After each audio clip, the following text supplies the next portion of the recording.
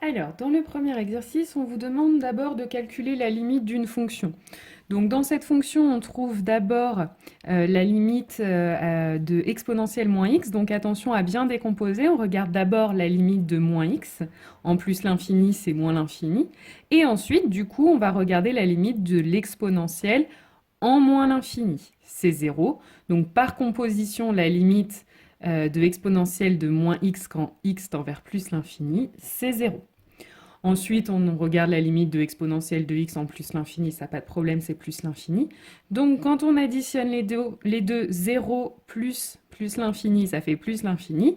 Multiplié par moins 1 demi, ça fait moins l'infini.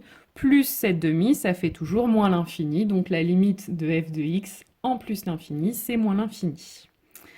Ensuite, on vous demande de démontrer que f est strictement décroissante sur 0 plus l'infini. Donc là, on dérive. Donc attention, la dérivée donc, de 7 demi, la constante fait 0.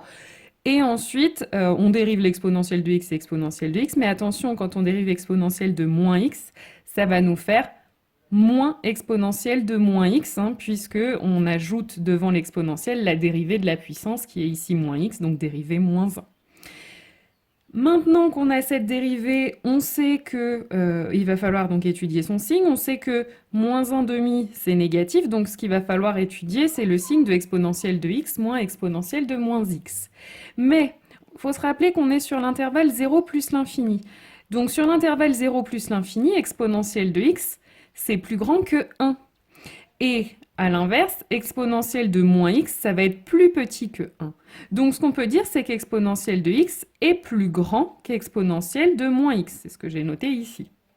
Et donc, en passant exponentielle moins x à gauche, on obtient exponentielle de x moins exponentielle moins x. C'est strictement positif. Et donc, en multipliant ensuite par moins 1 demi, on obtient que, contrairement à ce que j'ai écrit ici, f' de x, c'est n'est strictement inférieure à 0. Donc f est strictement décroissante sur 0 plus l'infini. Maintenant, on vous demande de montrer que l'équation f de x égale 0 admet une unique solution sur l'intervalle 0 plus l'infini. Alors, ça ici, c'est le théorème des valeurs intermédiaires, donc on n'oublie pas toutes les conditions. F est continue et strictement décroissante sur 0 plus l'infini. Et ensuite, on va regarder l'image de 0. Donc on la calcule rapidement, ça fait 5 demi, c'est strictement positif. Et puis on va regarder la limite en plus l'infini de f de x. Donc on l'a déjà déterminé dans la première question. Donc c'était moins l'infini. Donc ça veut dire qu'entre 5 demi et moins l'infini, on va passer à un moment donné par 0. Donc c'est le théorème des valeurs intermédiaires qui nous dit donc que l'équation f de x égale 0 admet une unique solution sur 0 plus l'infini.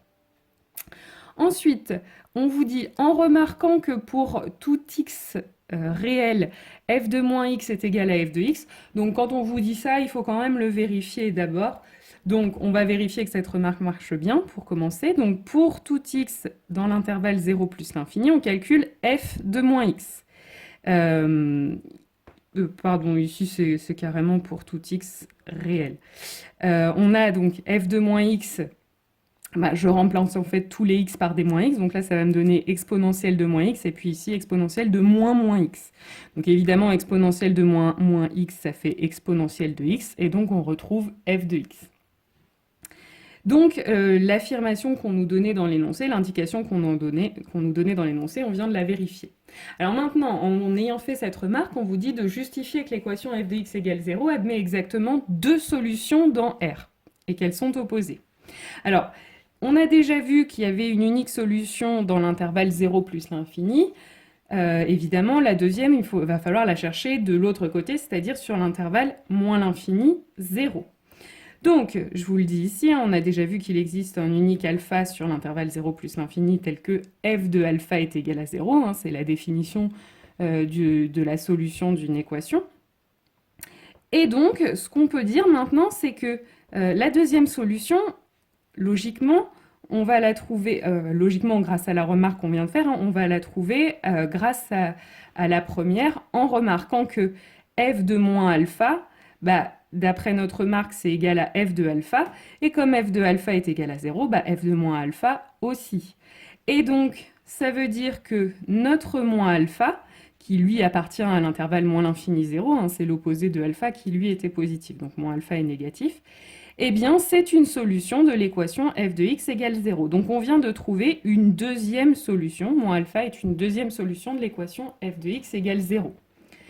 Alors maintenant, on voulait démontrer qu'il y en avait exactement deux solutions. Donc là, ce qui vous reste à montrer, c'est on vient de trouver moins alpha comme solution de l'équation sur l'intervalle moins l'infini 0. Il faut maintenant montrer qu'il n'y en a pas de deuxième. Et comment est-ce qu'on va le démontrer? On va le démontrer par l'absurde, c'est-à-dire qu'on va supposer qu'il y en a une deuxième. Donc c'est-à-dire on va supposer qu'on a une valeur bêta qui est différente de moins alpha, qui est dans l'intervalle moins l'infini 0, et qui serait solution de notre équation. C'est-à-dire qu'on aurait f de b égale 0. Alors, donc, si on a f de b qui est égal à 0, on a aussi f de moins b qui est égal à 0, puisque on a vu que f de moins x était égal à f de x. Et donc, ça voudrait dire que moins bêta, qui appartient à l'intervalle 0 plus l'infini, puisque bêta, on a dit que ça appartenait à l'intervalle moins l'infini 0, donc lui, moins bêta appartient, lui, à l'intervalle 0 plus l'infini. Il est différent de alpha, et c'est une solution de l'équation f de x égale 0, et donc c'est absurde, puisqu'on avait dit que alpha, c'était l'unique solution de f de x égale 0 sur 0 plus l'infini. Donc ça veut dire que notre fameux bêta, c'est absurde, il n'existe pas, il n'y a pas de deuxième solution à l'équation sur l'intervalle moins l'infini 0. Alors, dans la partie B, maintenant, on vous parle d'un arceau dont la forme va être représentée par la fonction f qu'on vient d'étudier. Alors, d'abord, on vous demande de déterminer la hauteur d'un arceau. Donc là, la hauteur, on vous explique que c'est ça. Donc on voit bien qu'en fait, la hauteur, à quoi elle correspond? Elle correspond à l'image de 0 par cette fonction. Donc on calcule f de 0. On l'avait d'ailleurs déjà fait dans la partie A, ça faisait 5 demi. Donc la hauteur d'un arceau, c'est 5 demi-mètres, c'est-à-dire 2,5 mètres. Ensuite, on vous dit que pour calculer la longueur de la courbe, il faut calculer l'intégrale de 0 à alpha de racine carrée de 1 plus f' de x au carré. Donc d'abord, on vous demande justement de changer la forme de 1 plus f' de x au carré. On vous demande de montrer que ça fait un quart de exponentielle de x plus exponentielle moins x au carré. Donc, quand on vous demande de montrer une égalité, trois possibilités. Soit on part d'un côté pour arriver à l'autre, soit on part de l'autre côté pour arriver au premier, soit on part des deux côtés et on arrive à un même troisième résultat. Donc, je pense que le plus simple, c'est de partir des deux côtés, justement. Donc pour l'instant, je vais partir du côté 1 plus f' de x au carré. Donc f', on l'a déjà calculé précédemment, c'est moins 1 demi de exponentielle de x moins exponentielle moins x. Donc je remplace. Ensuite, je mets cette expression au carré. Donc ça revient à mettre moins 1 demi au carré, ça fait un quart. Et puis ma parenthèse au carré. Ensuite, là, j'ai une identité remarquable, donc je la développe. Donc je mets exponentielle de x au carré. On se rappelle, ça fait exponentielle de 2x. Moins 2 fois exponentielle de x fois exponentielle moins x, plus exponentielle de moins x au carré, c'est-à-dire exponentielle de moins 2x. Une fois que j'ai fait ça, je développe mon 1 quart sur la parenthèse. Et puis j'en profite en même temps pour simplifier, j'ai exponentielle de x fois exponentielle moins x, donc quand on a multiplication d'exponentielle, ça revient à ajouter les puissances, donc en fait on se retrouve avec x plus moins x, donc ça revient à écrire 0. Ensuite, je simplifie le 1 avec moins 1 quart fois 2 fois exponentielle de 0, on sait que ça fait 1, donc ce produit-là va nous faire 2, donc je vais avoir 1, va pas nous faire 2, va nous faire 1 demi, pardon. Donc là, je vais avoir 1 moins 1 demi, donc ça va nous donner 1 demi. Une fois que je suis arrivée là, j'arrête et je repars maintenant de l'autre côté de l'égalité qu'on me donnait. Donc 1 quart de exponentielle de x plus exponentielle moins x au carré. Donc là encore, j'ai une identité remarquable, je la développe. Et ensuite, je distribue le 1 quart et donc je tombe sur la même expression. Donc, conclusion, j'ai bien 1 plus f' de x au carré qui est égal à 1 quart de exponentielle de x plus exponentielle de moins x au carré. Donc j'ai démontré ce qu'il fallait. Maintenant, on vous demande d'en déduire la valeur de l'intégrale I qu'on vous donnait. Donc, l'intégrale, je vous l'ai réécrite ici. Donc maintenant, évidemment, la question précédente n'était pas là pour rien. On vous a demandé d'écrire 1 plus f' de x au carré d'une autre façon. Donc c'est sûrement que dans la question suivante, c'est plutôt cette nouvelle expression qu'il va falloir utiliser. Donc je la remplace. Et effectivement, c'est plus approprié parce qu'en fait, vous allez avoir une racine carrée ensuite à calculer. Et donc là, il suffit de prendre la racine carrée de 1 quart qui fait 1 demi et la racine carrée de cette identité remarquable, donc qui va annuler notre carré. Il va juste nous rester exponentielle de x plus exponentielle moins x, puisque cette quantité-là est positive. Maintenant, je vais chercher une primitive de cette expression. Alors, vous avez un produit par une constante, donc la constante, on la recopie tout simplement. Il va falloir primitiver la parenthèse, qui est une somme, donc je vais primitiver terme par terme. Donc, exponentielle de x, la primitive est facile, c'est exponentielle de x. Exponentielle moins x, en revanche, attention, il faut faire attention, on va reconnaître la formule, en fait, u' exponentielle u, où u ce sera moins x, et donc u' ce sera moins 1. Sauf que là, attention, j'ai pas le moins 1 devant, donc l'idée c'est de le rajouter, mais si je rajoute un moins 1 devant, il faut que je rajoute un autre moins devant, de cette façon j'aurai moins 1, ça va donc bien nous redonner le plus qu'on avait initialement. Donc ce qu'on a en fait, c'est pas u' exponentielle u, mais moins u' exponentielle u. Donc la primitive, ce sera 1 demi de exponentielle de x moins exponentielle u, et donc, c'est-à-dire moins exponentielle de moins x. Ensuite, je remplace tous les x d'abord par alpha, puis ensuite par 0. Alors, la partie où il y a les zéros, je vais avoir exponentielle de 0 moins exponentielle de moins 0. En fait, ça va s'annuler, ça va nous faire 0, donc il va juste me rester la partie avec les alphas. Et donc finalement, on vous demande d'en déduire la longueur d'un arceau.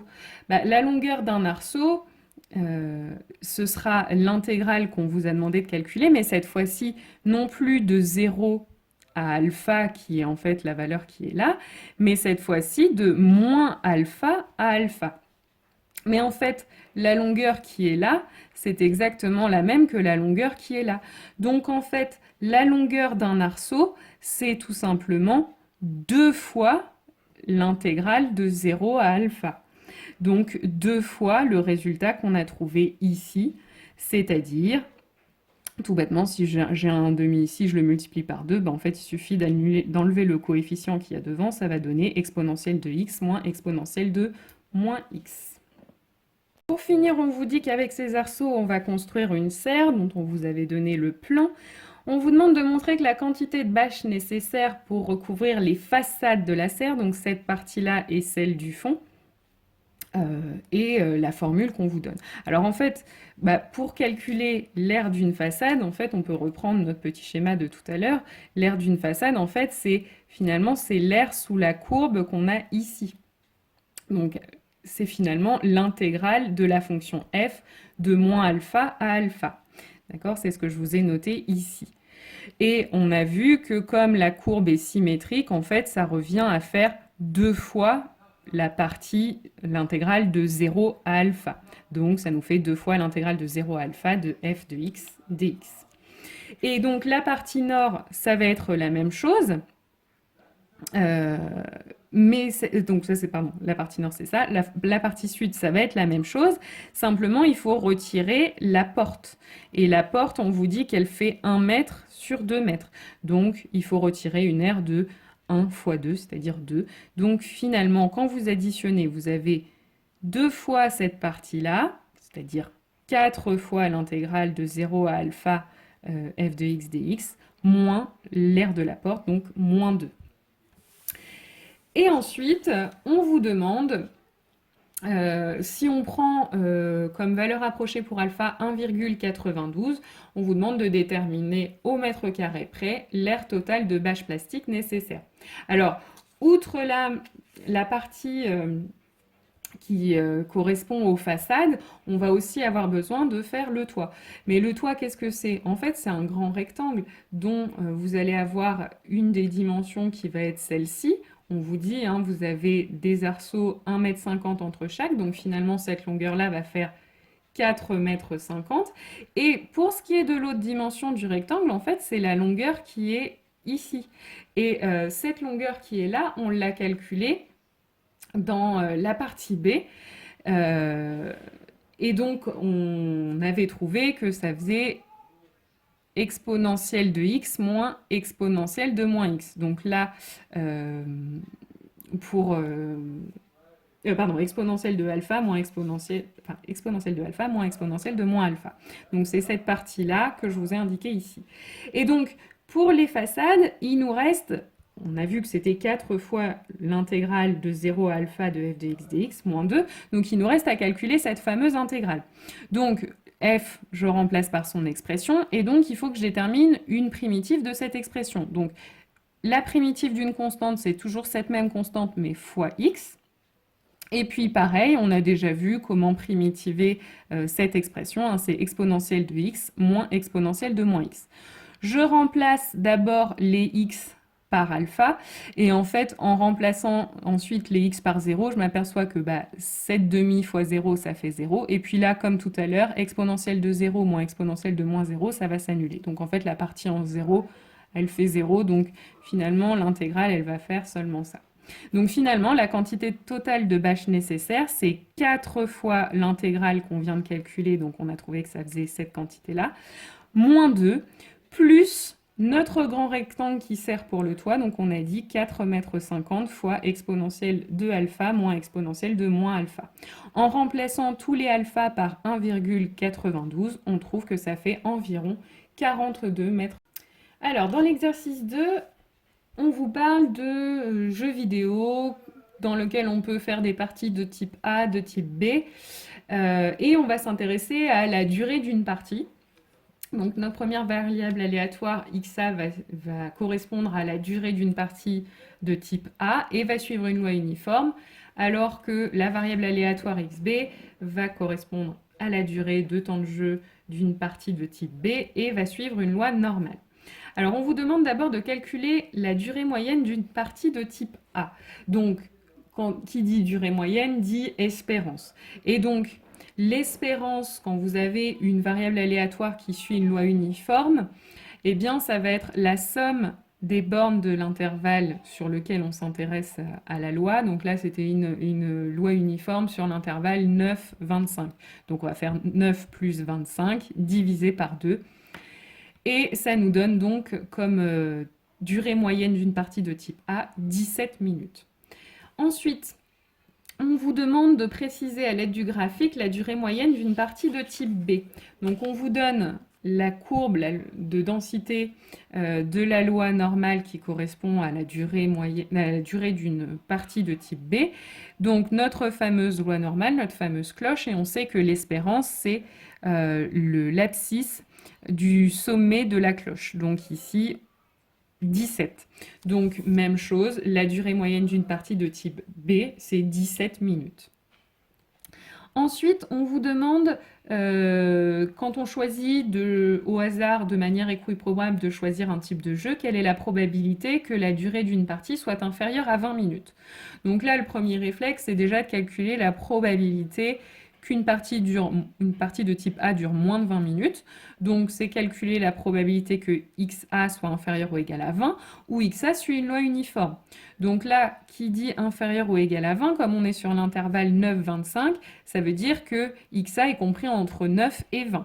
Donc, pour calculer une probabilité dans le cadre de la loi uniforme, on fait donc 20 moins 9, et on divise par la longueur totale de l'intervalle, c'est-à-dire 25 moins 9. Et donc ça nous fait 0,6875.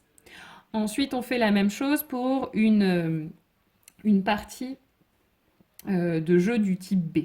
Donc là, cette fois-ci, ça suit une loi normale. Donc on prend sa calculatrice, menu stat, on va dans distribution, loi normale, NCD.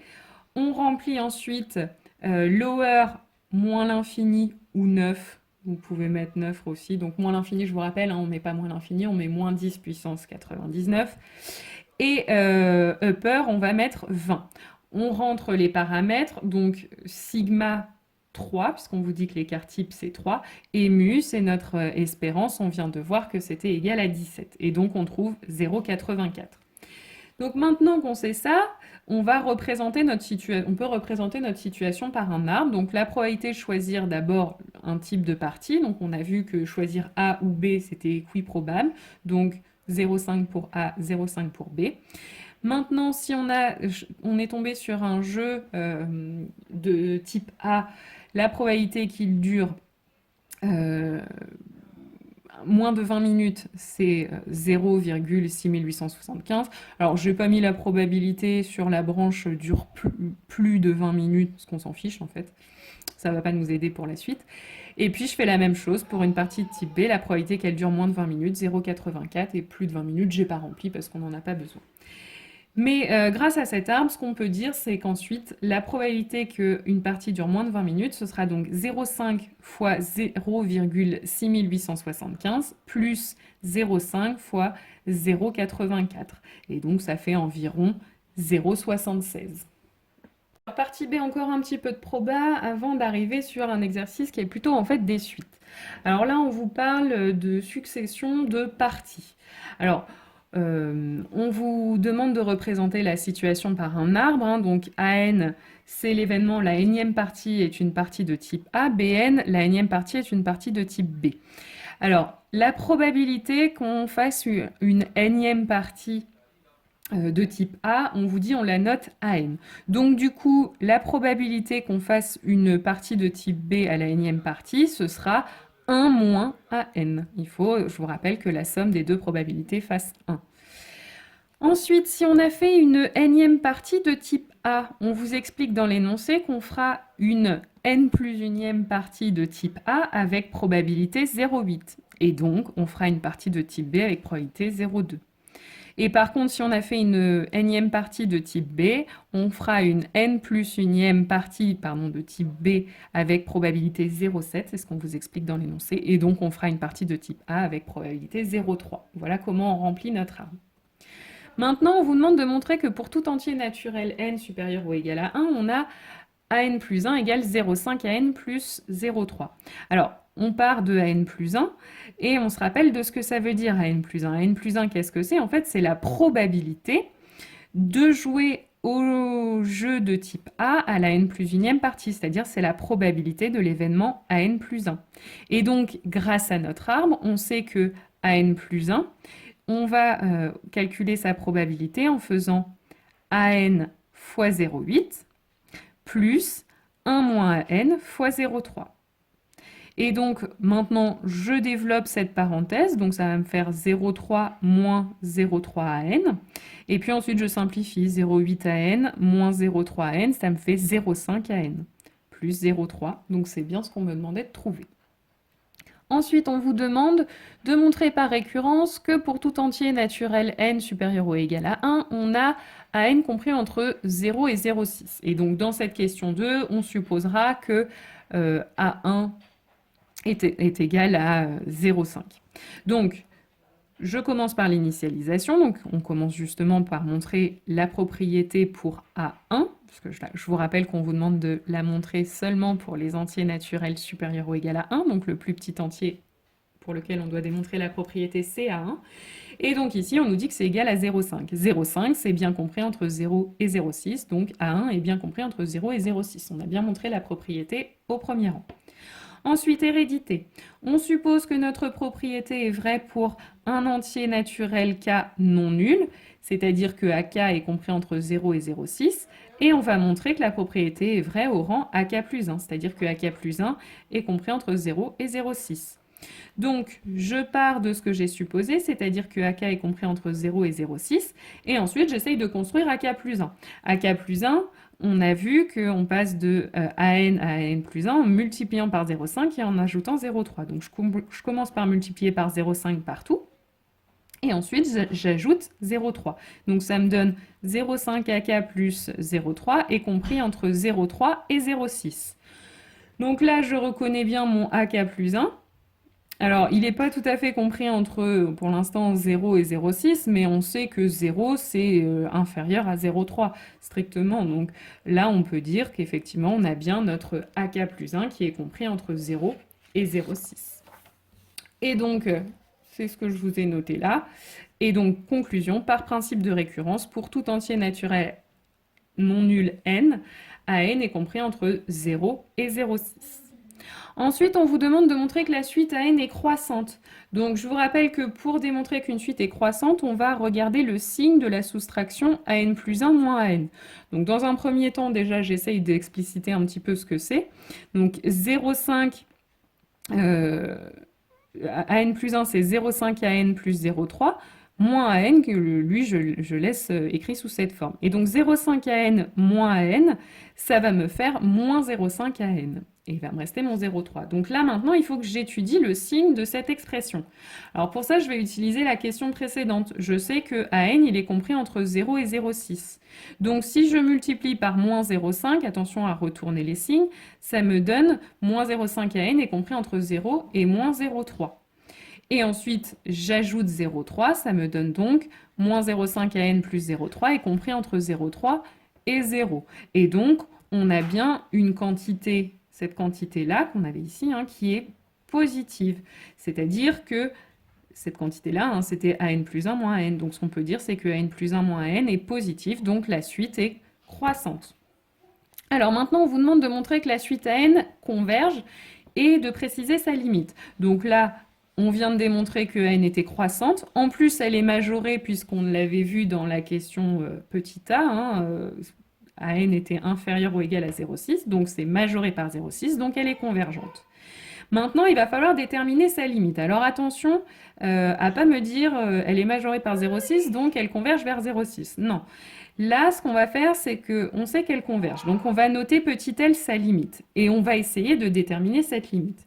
Alors, la façon dont on va procéder, c'est qu'on va utiliser ce qu'on avait vu, l'expression qu'on avait déterminée pour AN plus 1 en fonction de AN. Celle-ci, AN plus 1, c'était 0,5 AN plus 0,3. Et en fait, l'idée, ça va être de passer à la limite des deux côtés. C'est-à-dire, ce qu'on peut dire, nous, c'est que la limite de AN plus 1, elle va être égale à 0,5 fois la limite de AN plus 0,3. Mais la limite de AN, c'est la même que la limite de AN plus 1, puisque ça, c'est exactement la suite AN décalée d'un rang. Donc, elles vont, quand on va aller très loin dans la suite, elles vont se rapprocher du même nombre. Nombre qu'on a noté L. Donc là, ce qu'on peut écrire, c'est que L est égal à 0,5 L plus 0,3. Et en fait, là, on se retrouve avec une toute bête équation à une inconnue. Donc si on résout, on trouve que L est égal à 0,6. Alors, pour finir, on va s'intéresser au cas général, c'est-à-dire qu'on ne connaît plus la valeur de A1. On va juste la noter petit a. Et on va considérer la suite UN qui est définie par UN égale AN moins 0,6 pour tout n. Alors, on vous demande dans un premier temps de déjà montrer que cette nouvelle suite U est géométrique. Donc, on va partir de UN plus 1. UN plus 1, puisque UN est égal à AN moins 0,6, va être égal à AN plus 1 moins 0,6. AN plus 1, on sait que c'est 0,5 AN plus 0,3. Et donc, on va soustraire 0,6.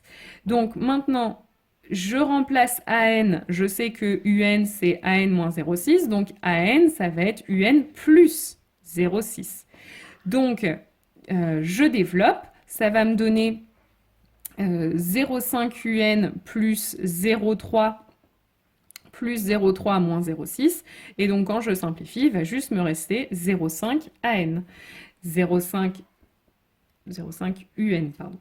Et donc, là, on a bien montré que UN plus 1 s'écrit 0,5 fois UN. C'est la définition d'une suite géométrique de raison Q égale 0,5. Et le premier terme, on peut le calculer. Donc, le premier terme, ce sera U1, attention.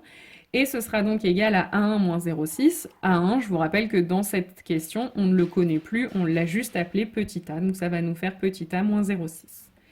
Ensuite, on vous demande de déduire en fait une expression de AN en fonction de n. Donc d'abord, ce qu'on peut faire, c'est donner une expression de UN en fonction de n. Puisque UN est géométrique, on sait que UN va donc être égal à U1 fois Q, attention à la puissance n-1, puisque ma suite commence à U1 et non pas à U0.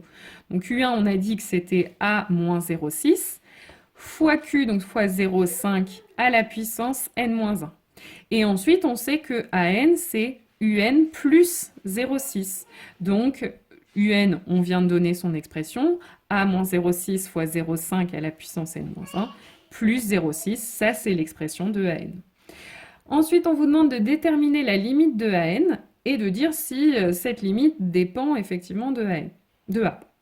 Alors, la limite déjà de 0,5 puissance n-1, ce sera 0, puisque 0,5 est compris entre moins 1 et 1. Ensuite, si je multiplie par un nombre, ça va toujours me donner 0. Et puis ensuite, j'ajoute 0,6, donc la limite de n, ce sera 0,6. Et donc, on voit bien que cette limite ne dépend pas de A. Ensuite, la plateforme diffuse une publicité au début des parties de type A et de type B. Donc l'idée, c'est de dire, est-ce qu'on va plus voir la publicité associée au jeu de type A ou celle de type B? Et donc ça revient en fait à regarder à quel jeu on va jouer le plus souvent. Et donc là, ce qu'on vient de faire en calculant la limite, c'est ce qu'on a vu, c'est qu'à long terme, le joueur va jouer à une partie de type A avec une probabilité 0,6. Et 0,6, c'est plus grand que 1,5. Ça veut dire qu'on plus de la moitié du temps, on va jouer à une partie de type A. Donc il verra plus souvent la partie insérée dans les jeux de type A.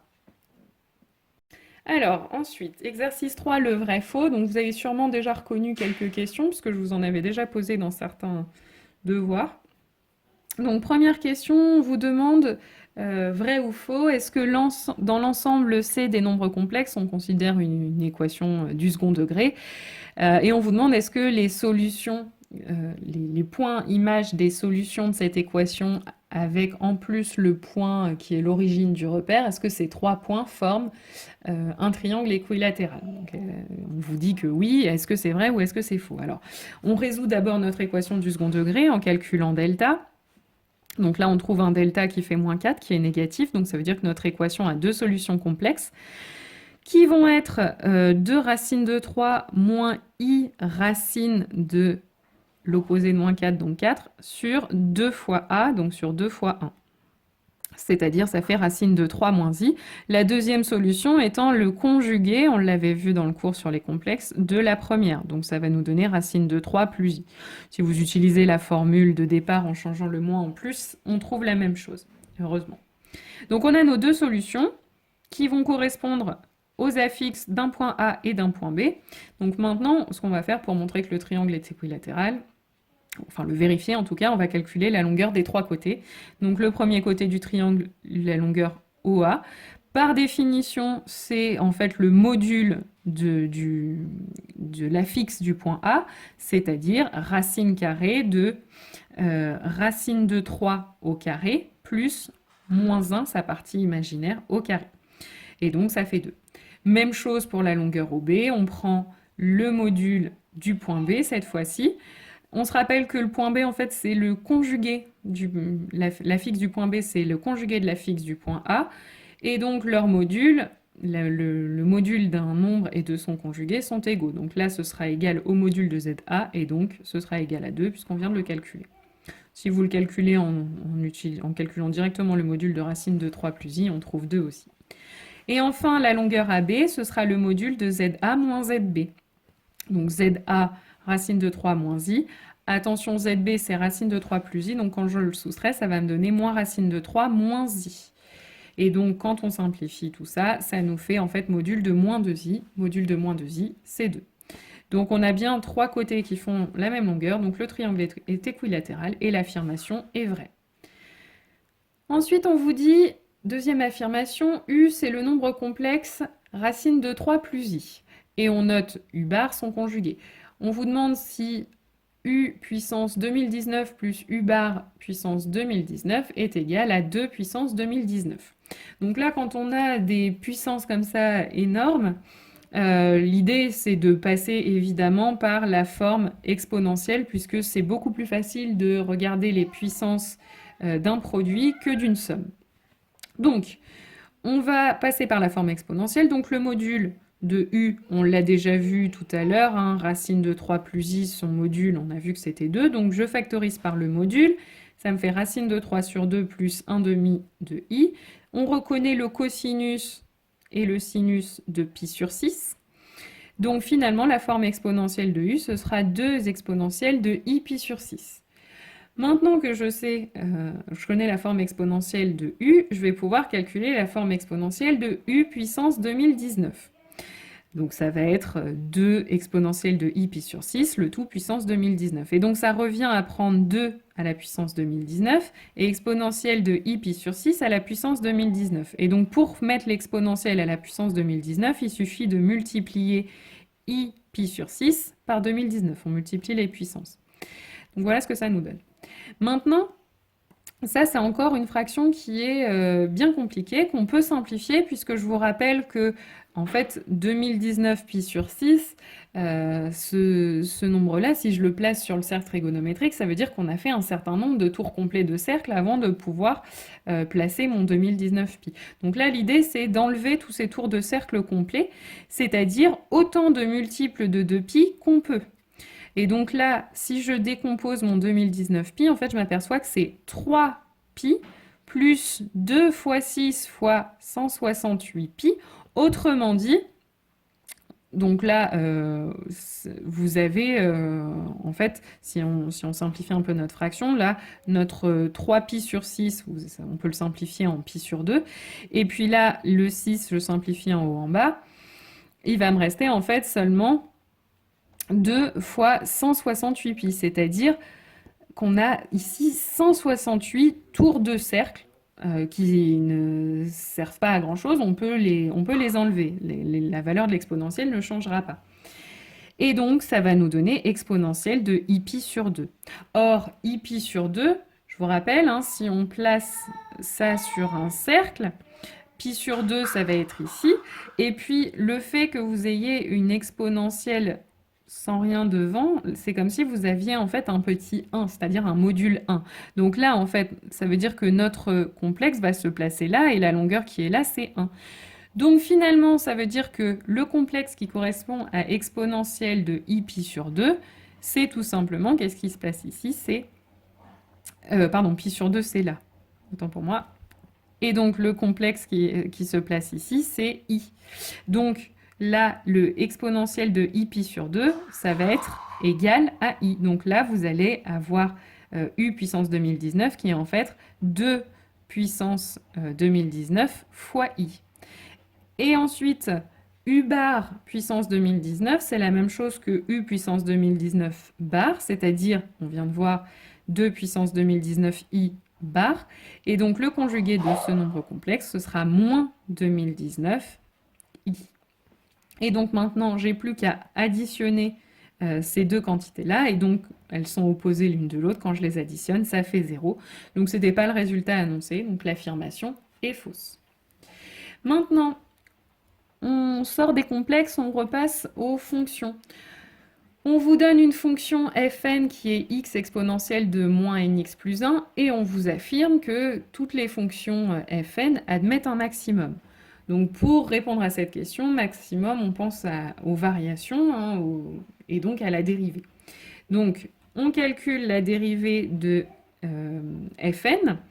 Donc attention, c'est un produit, donc ça va nous donner dérivée de x1 fois exponentielle de moins nx plus 1 plus x fois la dérivée de exponentielle de moins nx plus 1. Donc on se rappelle, c'est exponentielle de moins nx plus 1 à laquelle je rajoute devant la dérivée de la puissance. Donc là, la dérivée, ce sera moins n. Et enfin, j'ai un facteur commun qui est mon exponentielle, donc je factorise. Là, il va me rester 1, et là, il va me rester x fois moins n, donc c'est-à-dire moins nx. Je vais avoir ce morceau-là de ma dérivée qui est strictement positif puisque c'est une exponentielle. Donc, notre dérivée fn' de x est du signe de 1 moins nx. Donc, je vais déterminer le signe de 1 moins nx en résolvant 1 moins nx supérieur à 0, par exemple. On aurait pu faire inférieur à 0 aussi. Donc ça revient à dire que x est strictement inférieur à 1 sur n. Donc je peux dresser le tableau de variation de Fn. D'abord le tableau de signes de Fn'. Donc je vais avoir le 0 en 1 sur n.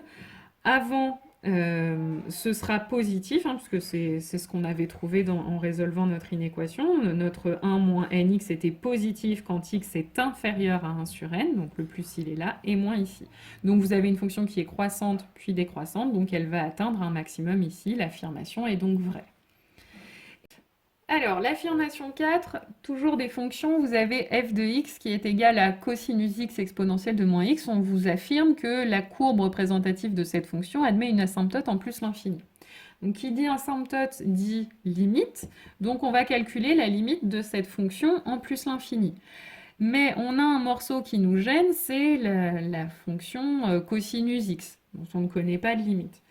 Par contre, ce qu'on sait, c'est que le cosinus x, il est compris entre moins 1 et 1. Donc pour retrouver ma fonction f, il me suffit ensuite de multiplier par exponentielle de moins x, qui est positive, donc tout se passe bien, on ne retourne pas les signes. Et ça va me donner donc que ma fonction f de x est compris entre moins exponentielle de moins x et exponentielle de moins x. Or, on a déjà vu dans le premier exercice que la limite de exponentielle de moins x en plus l'infini, c'est 0. Et donc, pareil, en multipliant par moins 1, je trouve que moins exponentielle de moins x, sa limite en plus l'infini, c'est 0. Donc finalement, vous avez deux fonctions qui tendent vers 0 et qui encadrent notre fonction f. Donc ça veut dire que notre fonction f, en plus l'infini, elle aussi, elle tend vers 0. C'est le théorème des gendarmes.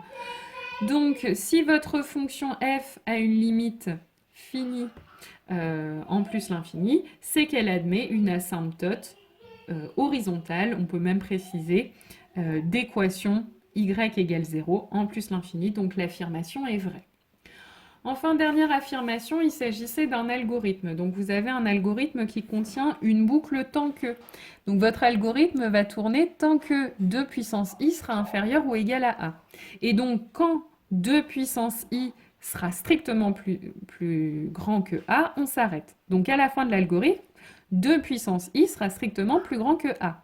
Et on vous précise qu'à la fin de cet algorithme, i contient la valeur 15. Donc ça veut dire que 2 puissance 15 sera strictement plus grand que a. Alors comment on en arrive à l'affirmation, à quelque chose qui ressemble à l'affirmation qu'on vous donne? Il faut passer maintenant au logarithme des deux côtés.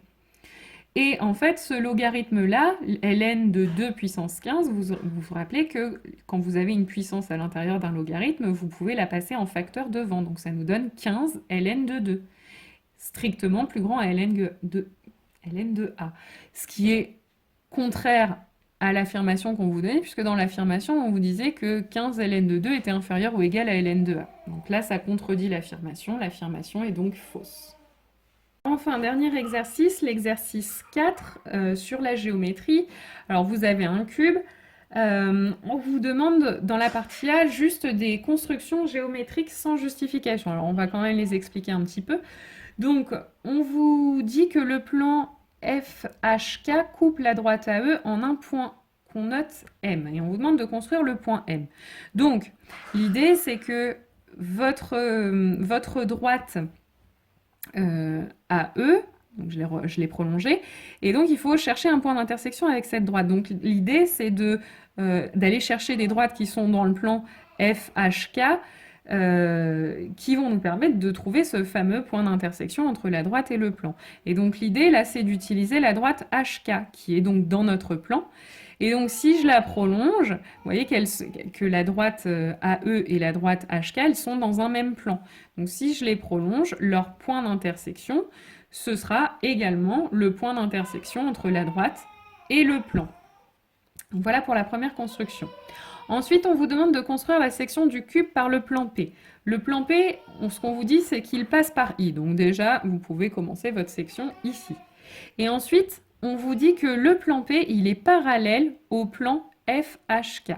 Donc l'idée, c'est que sur chaque face du cube, il va falloir tracer une section qui est parallèle à la section qui est représentée donc, par le plan FHK. Donc là, sur la face du dessus, par exemple, vous savez que le plan FHK, voilà, il va passer comme ça. Donc là, pour la section du nouveau plan, le plan P, on va donc représenter sur la face du dessus un segment qui passe par I et qui serait parallèle au segment FH. Et donc si vous le tracez, normalement vous arrivez sur J. Et puis on va recommencer. Là vous avez, pareil, sur la face de gauche, vous avez le plan H FHK. Donc là, sur la face de gauche, il va en fait, la section, ça va être le segment HK. Donc là, partant de J, il faut que je trace un segment parallèle à ce segment HK. Voilà, ça donne quelque chose comme ça. Et donc là, finalement, j'arrive à un point qui est sur la face du devant du cube, qui est donc sur la même face que le point I. J'ai plus qu'à les relier pour terminer. Ensuite, partie B, on vous demande de montrer que le vecteur n est un vecteur normal au plan FHK. Donc là, l'idée, c'est de montrer que ce vecteur n, il est orthogonal à deux vecteurs directeurs du plan. Donc, par exemple, le vecteur FH et le vecteur FK. On calcule leurs coordonnées. On calcule le produit scalaire entre le vecteur n et le vecteur FH. Je vous rappelle, en multipliant les abscisses, plus on multiplie les ordonnées, plus on multiplie les cotes. Ici, ça fait 0. Pareil avec le vecteur FK, ça nous donne 0 aussi, donc n est bien un vecteur normal au plan FHK. Ensuite, on vous demande en déduire une équation cartésienne du plan FHK. Donc on vous donne l'équation cartésienne que vous devez trouver. Donc là, l'idée, ce que vous pouvez faire, c'est utiliser des points qui sont sur le plan. Donc là, vous pouvez vérifier que le point F vérifie bien l'équation cartésienne. Hein, quand on remplace les coordonnées de F, x, y et z par les coordonnées de F, on trouve bien 0. Même chose avec les coordonnées de H, même chose avec les coordonnées de K. Et donc, l'équation est vérifiée par les points F, H et K, donc c'est que c'est une équation cartésienne du plan FHK. Alors, on peut discuter un petit peu. Là, je me rends compte en relisant la consigne que ça ne répond pas forcément à la question puisqu'on n'utilise pas le vecteur normal. Donc, on pourrait plutôt utiliser la méthode habituelle qu'on va revoir dans la question suivante. Bon, mais cette méthode-là est bien aussi. Ça ne répond pas complètement à ce qu'on vous demandait vraiment à en déduire, mais bon, ça passe quand même. Alors ensuite, petit c. Déterminer une équation du plan P. Alors le plan P, on se rappelle, hein, il est parallèle au plan FHK. Donc n, qui est un vecteur normal au plan FHK, c'est aussi un vecteur normal de P. Et donc, vous allez avoir n'importe quel point M de coordonnées x, y, z, il va appartenir à P à une condition, c'est que le vecteur IM, alors pourquoi IM? Parce qu'on se rappelle que le point I, lui, appartient bien au plan P. Le plan P passe par le point I.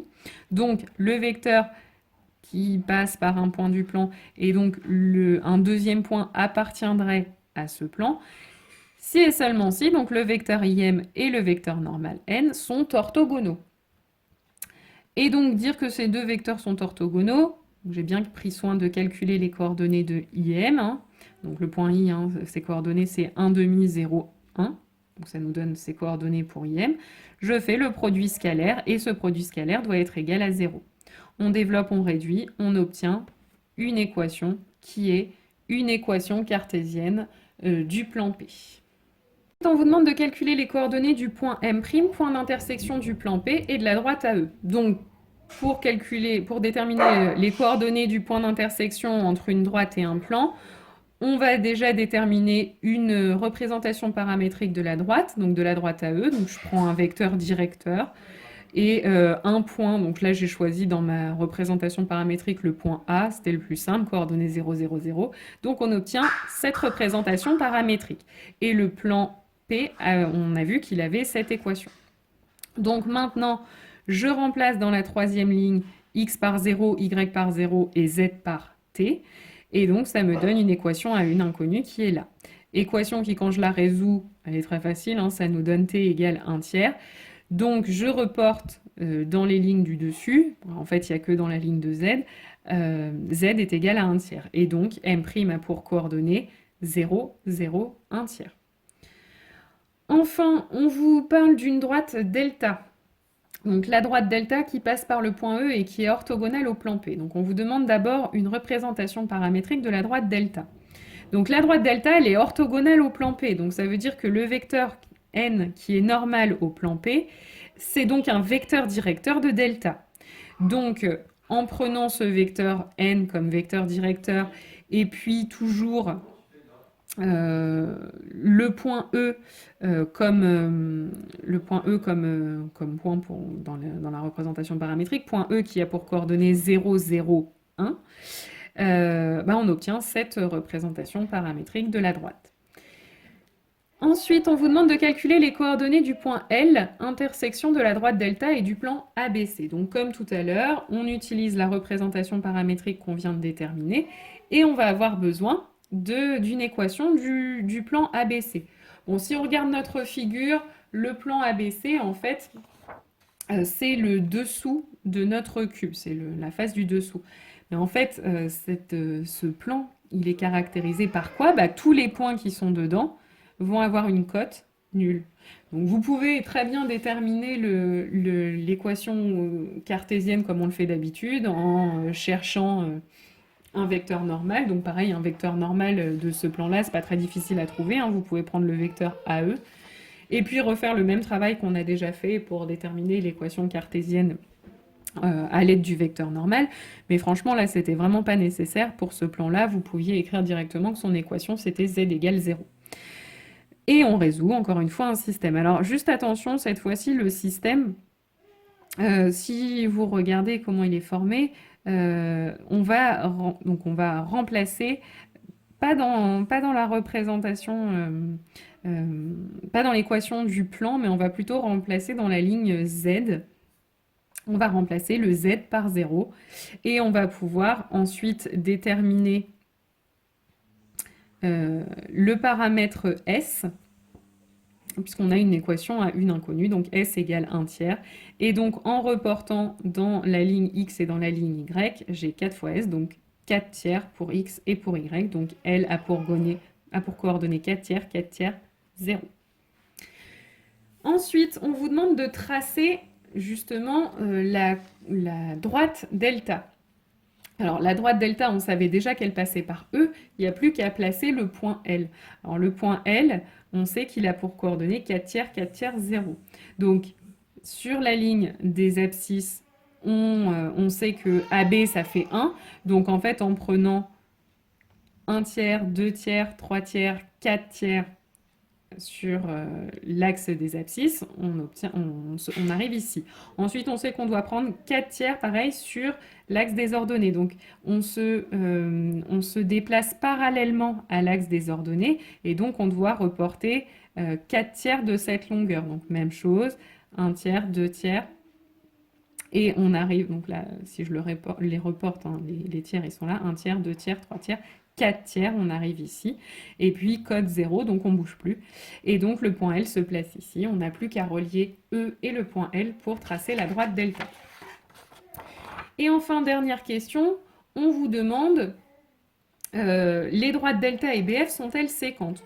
Donc là, on a déjà une représentation paramétrique de la droite delta, il nous reste à trouver une représentation paramétrique de la droite BF. Alors BF, c'est pareil, hein, on peut détailler, mais le vecteur BF, ses coordonnées sont lisibles très facilement. C'est un vecteur qui fait que monter, donc ses coordonnées c'est 0, 0, 1. Et puis on peut prendre comme point le point B. Donc point B, il a pour coordonnées 1, 0, 0. Donc finalement on a cette représentation paramétrique en prenant U comme paramètre au lieu du T habituel. Puisque, attention, il ne faut pas prendre le même quand on va vouloir maintenant trouver le point d'intersection, en fait, on va prendre l'abscisse ici qui est 1 et l'abscisse dans la représentation paramétrique de delta qui est 4S, et on va, pour que ça s'intersecte, hein, il faut que les abscisses soient les mêmes. On fait la même chose avec les ordonnées et les cotes. Et donc, il faut évidemment pas avoir choisi le même paramètre pour BF et pour delta, pour pas se tromper dans le système. Et donc là, en résolvant les deux premières lignes, on s'aperçoit qu'on doit avoir S qui est égal à 1/4 pour la première ligne et S qui doit être égal à 0 dans la deuxième ligne. C'est impossible, donc le système n'a pas de solution, c'est-à-dire que les droites delta et BF ne sont pas séquentes, n'ont pas de point d'intersection. Par contre, si je recommence avec la droite CG, même chose, j'écris d'abord une représentation paramétrique de CG. Donc là, j'ai choisi de prendre le point C qui a pour coordonnées 1, 1, 0. Et puis le vecteur CG, c'est pareil, c'est un vecteur qui ne fait que monter, donc ses coordonnées, c'est 0, 0, 1. Donc voilà, j'ai choisi le V comme paramètre. Et donc voilà sa représentation paramétrique. À notre droite CG, et donc même chose, je prends la représentation paramétrique de CG et la représentation paramétrique de delta, et j'écris que les abscisses doivent être égaux, les ordonnées aussi, et les cotes aussi. En résolvant les deux premières lignes, on trouve que S doit être égal à 1/4, donc cette fois-ci c'est cohérent. Et en remplaçant S par 1/4 dans la dernière ligne, on a 1 moins 3/4, c'est-à-dire 1/4, donc V est égal à 1/4. Et donc, les droites delta et BF sont séquentes puisqu'on a bien une solution au système. Maintenant, pour trouver les coordonnées du point, vous pouvez par exemple, dans la représentation de CG, remplacer V par 1/4. Donc, ça vous donne 1, 1, 1/4 comme coordonnées pour le point d'intersection des deux droites.